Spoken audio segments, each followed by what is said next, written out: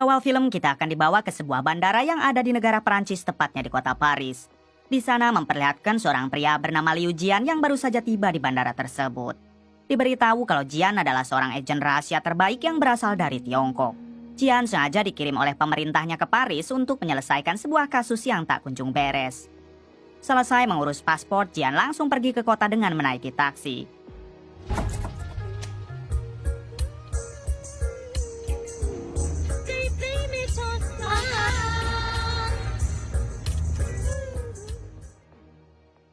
Tak berselang lama, Jian turun di sebuah gang lalu pergi menuju kediaman pamannya yang mempunyai rumah makan Cina.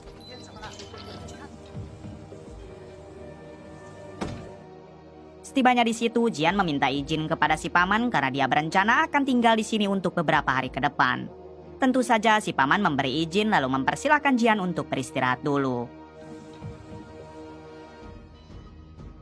Malam harinya, Jian mendatangi hotel bintang 5 yang ada di kota Paris.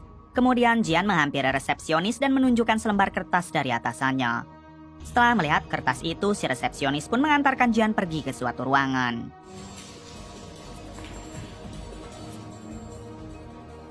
Setibanya di tempat yang dimaksud, Jian bertemu dengan inspektur polisi Paris bernama Samsul. Ini orangnya. Terlihat kala itu Samsul dan para bawahannya yang baru saja menyiksa satu anggota mafia.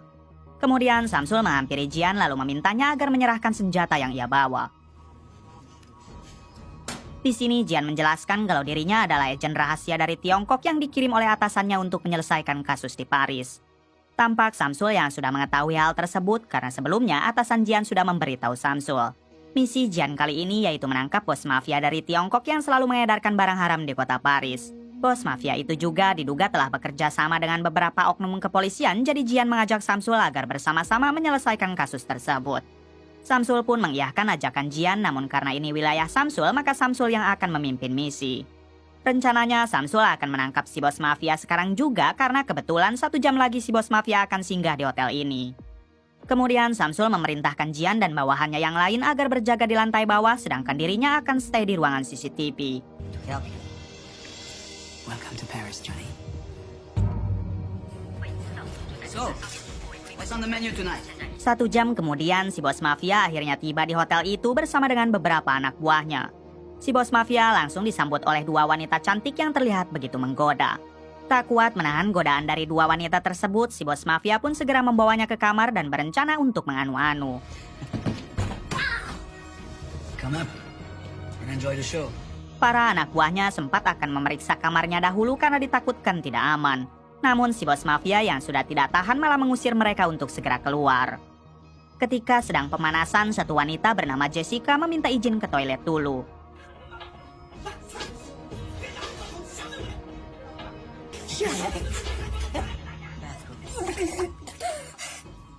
Di sisi lain terlihat Samsul, si inspektur polisi Paris dan para bawahannya sedang mengawasi si bos mafia melalui CCTV.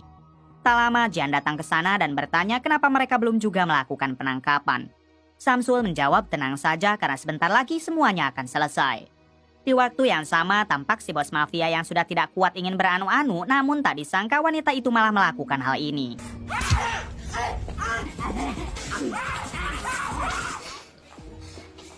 Melihat hal tersebut, Jian langsung pergi ke kamar si bos mafia karena dia menginginkan si bos mafia dalam kondisi hidup.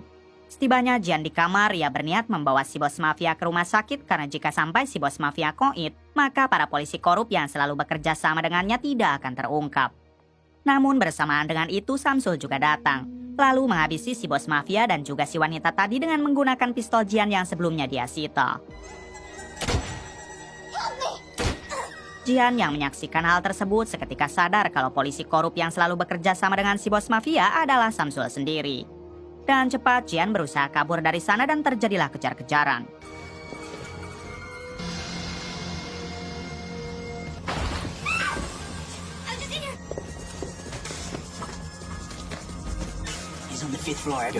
Di tengah pengejaran, Jian menyempatkan diri masuk ke ruangan CCTV lalu mengambil kaset rekaman saat Samsul tadi menghabisi si bos mafia.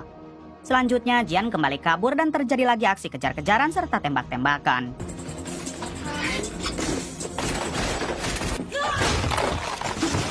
Di suatu waktu, Jian masuk ke dalam lift pengantar bantal guling hotel. Tapi sialnya Samsul mengetahui hal tersebut lalu memerintahkan para anak buahnya untuk membakar lift itu. Jian yang bukan orang sembarangan tentu ia dapat mengatasi situasi sulit dengan kepintarannya. Setelah berhasil lolos, Jian pergi ke ruangan laundry. Namun lagi-lagi ia harus berhadapan dengan beberapa anak buah Samsul hingga terjadilah aksi baku hantam.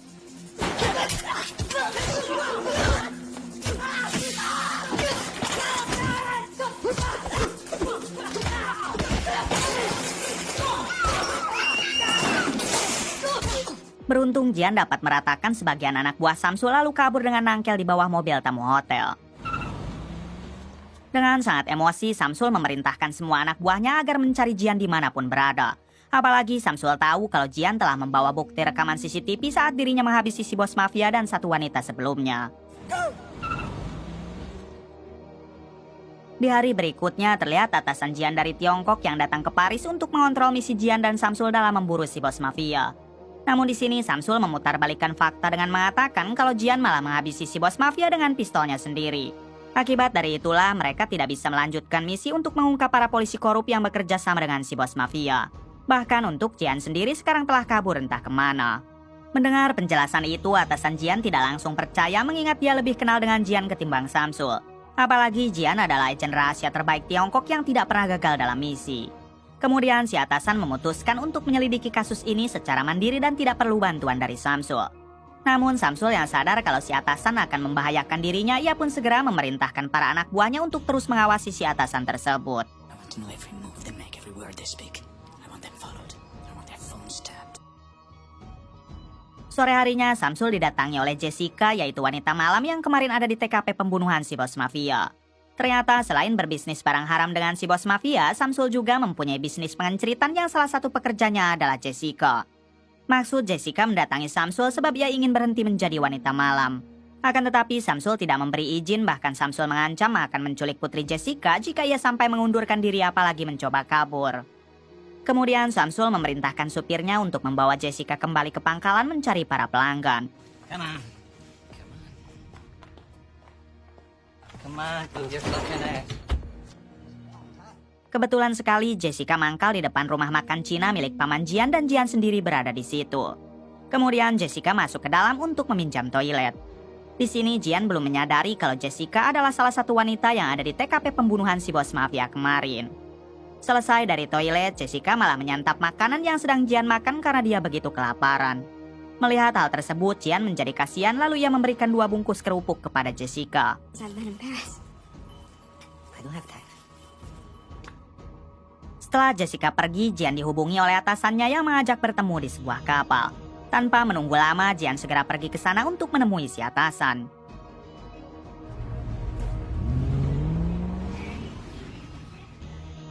Ketika mereka bertemu, Jian menjelaskan tentang semua kejadian kemarin. Bahkan Jian memberikan kaset rekaman CCTV saat di kejadian agar si atasan mempercayainya. Setelah si atasan menerima kaset rekaman itu, tiba-tiba ternyata mereka adalah para anak buah Samsul. Kemudian para anak buah Samsul langsung menodong Jian dan memintanya agar menyerah, namun inilah yang dilakukan Jian.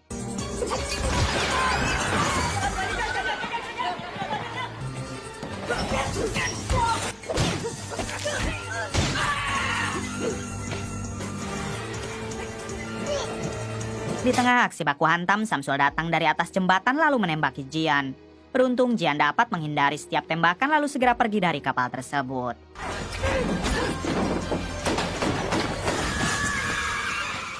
Tak menyerah begitu saja, Samsul menugaskan lagi para anak buahnya yang tersisa untuk mengejar Jian hingga terjadilah aksi kejar-kejaran dan tembak-tembakan.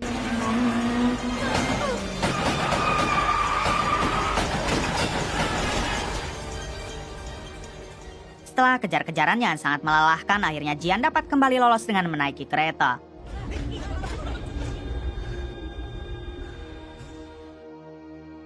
Di sisi lain memperlihatkan Samsul yang mendatangi kamar mayat untuk memeriksa jasad atasan Jian. Kemudian Samsul mengambil kaset rekaman CCTV yang sebelumnya Jian serahkan kepada si atasan. With a billion of them, do you think they'll miss 1 or 2? Selanjutnya, Samsul mendatangi dubes Tiongkok lalu memutarbalikkan fakta seolah Jian yang menghabisi atasannya sendiri. Sialnya, si dubes Tiongkok percaya lalu memasrahkan semua kasus ini kepada Samsul yang merupakan inspektur kepolisian Paris. A hero killing another Chinese citizen. Diplomacy is dead. Adegan berpindah kepada Jian yang sekarang sudah berada di rumah makan pamannya. Jian pun segera mengobati semua lukanya dengan peralatan seadanya. Di waktu yang sama, kebetulan Jessica sedang mangkal di depan rumah makan hingga ia pun menghampiri Jian. Di sini Jessica mengatakan jika dirinya pernah bersekolah perawat, jadi mungkin ia bisa membantu. Alhasil Jian meminta tolong kepada Jessica agar ia menjahitkan luka di tangannya. Okay. Yeah. Sure you can. Pick a number. 5. Not even once? There you go. It is new. Hey, look. Selesai menjahitkan lukanya, tak lupa Jian berterima kasih karena Jessica sudah mau membantu. Kemudian Jian bertanya kenapa Jessica mau bekerja menjadi wanita malam dan Jessica menjawab kalau ini semua ia lakukan karena terpaksa. So anyway, this guy I met, he's this French guy. And like where I come from, girls without husbands. Belum sempat menceritakan semuanya, tiba-tiba Jessica dihampiri oleh satu anak buah Samsul yang bertugas mengontrol setiap wanita malam. Dengan kasar, orang itu meminta Jessica agar kembali ke pangkalan untuk mencari pelanggan. Melihat hal tersebut, secara baik-baik Jian berusaha menghentikan orang itu agar tidak menyakiti Jessica. Namun orang itu malah meminta uang ganti rugi karena Jian dianggap telah mengganggu pekerjaan Jessica. Tak ingin ada keributan, akhirnya Jian mengalah dan memberikan uang ganti rugi. Akan tetapi orang itu malah kembali menyiksa Jessica hingga inilah yang Jian lakukan. Oh, you should get this. Tak lama datanglah seorang pria bertubuh kekar yang masih anak buahnya Samsul. Terungkap fakta, semua anak buah Samsul di bagian bisnis pengenceritan tidak mengetahui kalau Jian sedang diburu oleh Samsul. Jadi mereka hanya menganggap Jian sebagai pahlawan kesiangan yang berusaha membela Jessica. Si pria kekar langsung mengajak Jian berduel dan kita lihat aksinya.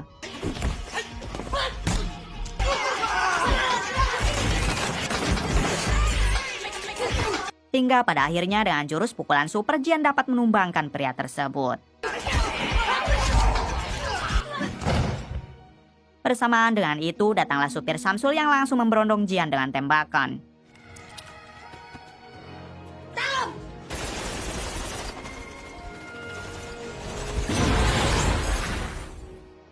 Setelah kejadian tersebut, Jian masih selamat dan langsung menghabisi supir Samsul dengan menggunakan sumpit. Tapi kemudian Jian baru menyadari kalau pamannya telah koit akibat terkena tembakan tadi. Jian pun hanya bisa menangis sejadi-jadinya lalu membawa jasad si paman untuk diberikan penghormatan terakhir.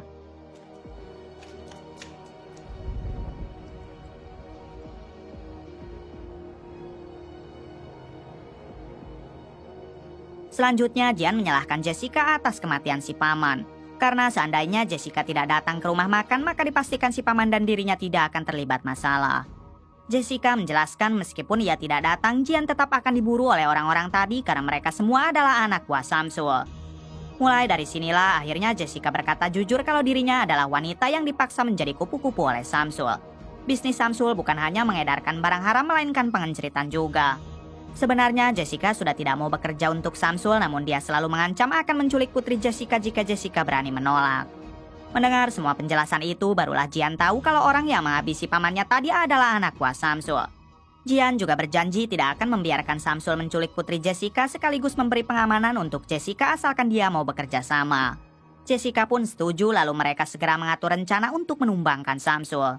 You will be safe. Selang beberapa saat terlihat Jessica yang mendatangi Samsul di kediamannya. Di sini Jessica memberitahu kalau Jian sedang berada di sebuah restoran. Mendengar hal tersebut, Samsul dan para anak buahnya langsung bersiap untuk pergi ke restoran yang dimaksud.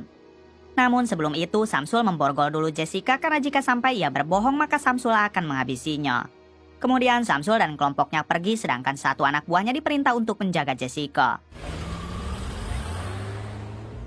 Setelah Samsul pergi, terlihat Jian yang tiba-tiba muncul di kediaman Samsul.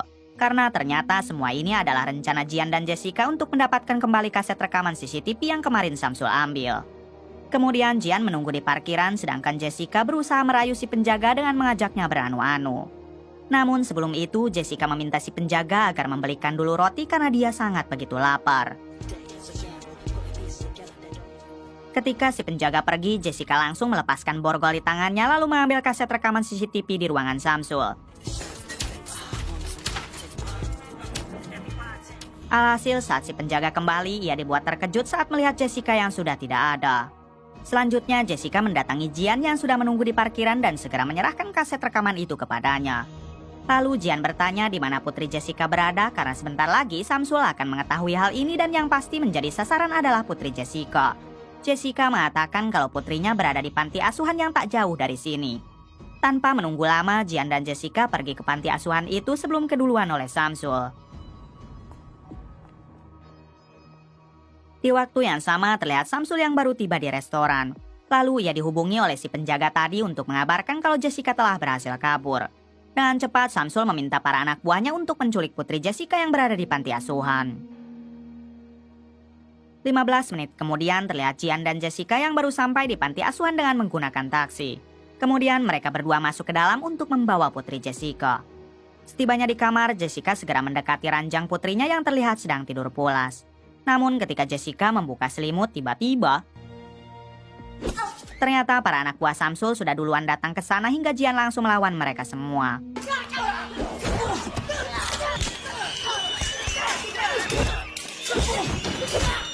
Jian yang menyadari kalau dirinya kalah jumlah, ia pun memilih kabur sambil membawa Jessica. Sedangkan untuk putri Jessica sudah berhasil diculik duluan oleh para anak buah Samsul. Sayangnya di sini Jessica harus terkena tembakan oleh para anak buah Samsul hingga Jian segera membawanya ke rumah sakit. Setibanya di rumah sakit, Jessica langsung ditangani oleh dokter karena luka tembaknya cukup parah. Sementara untuk Jian sendiri hanya bisa menunggu di luar karena tidak diperbolehkan masuk.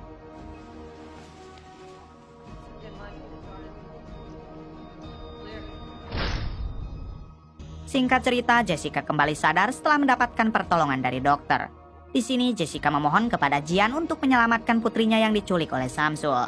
Jian meminta Jessica tenang saja karena hari ini juga ia akan balik menyerang Samsul dan pasti bisa membawa putrinya pulang. And then he's gonna find a way to...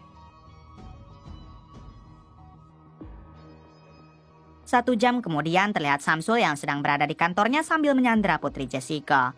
Tak lama ia dihubungi oleh seseorang dan ketika diangkat ternyata itu adalah Jian. Di sini Jian mengatakan kalau dirinya sudah menyerahkan kaset rekaman bukti kebusukan Samsul kepada pemerintah. Jadi secepatnya Samsul pasti akan ditangkap dan diberi hukuman seberat mungkin. Mendengar hal tersebut, Samsul menjawab jika begitu maka sekarang juga dirinya akan menghabisi putri Jessica. Jian lanjut mengatakan kalau itu sepertinya tidak mungkin karena ia sendiri sudah berada di parkiran dan hendak masuk ke dalam kantor Samsul. Mengetahui itu semua, dengan cepat Samsul memerintahkan para polisi anak buahnya untuk bersiap dan terjadilah pertempuran satu melawan banyak.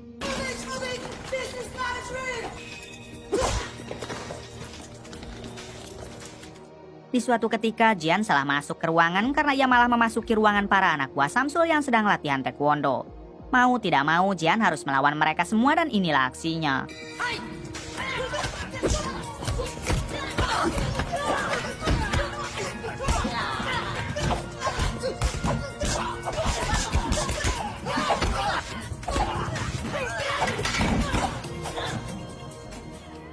Setelah berhasil menumbangkan mereka semua, Jian harus berhadapan lagi dengan si kembar anak buah Samsul.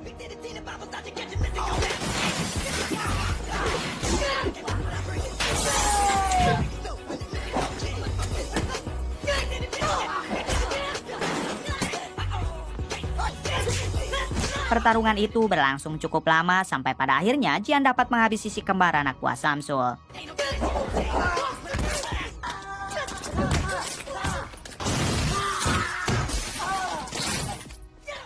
Setelah semua anak buah Samsul berhasil dikalahkan, Jian segera mendatangi Samsul yang kala itu tengah menyandra putri Jessica. Tanpa basa-basi, Jian langsung melakukan hal ini. Tusukan itu tepat mengenai titik terlarang di leher Samsul yang membuat Samsul tidak bisa bergerak. Namun jika dicabut, maka pendarahan hebat akan terjadi sampai bisa membuat Samsul koib. Jurus itu juga dikenal dengan sebutan Kiss of Dragon dan hanya orang tertentulah yang bisa melakukannya. Kemudian Jian meminta putri Jessica agar menunggu di luar. Lalu Jian sendiri memilih untuk mencabut dulu tusukan jarum di leher Samsul, yang seketika membuat Samsul pendarahan hebat lalu koib di tempat. 30 menit kemudian terlihat Jian yang baru sampai di rumah sakit. Di sini Jian menyerahkan sang putri kepada Jessica sesuai dengan janjinya.